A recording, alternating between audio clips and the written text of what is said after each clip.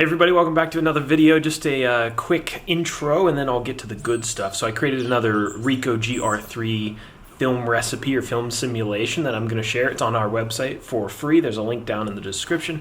And this one is called Pastel Film 400 because of the way that it renders blues. It gives them a nice, excuse the chicken, it gives them a nice like powdered pastel, lighter effect, gentler effect, and I like it. It uses the negative film profile, the built-in profile, as the base. So the recipe's online. If you want it, let me know what you think, and thanks for joining me for yet another video.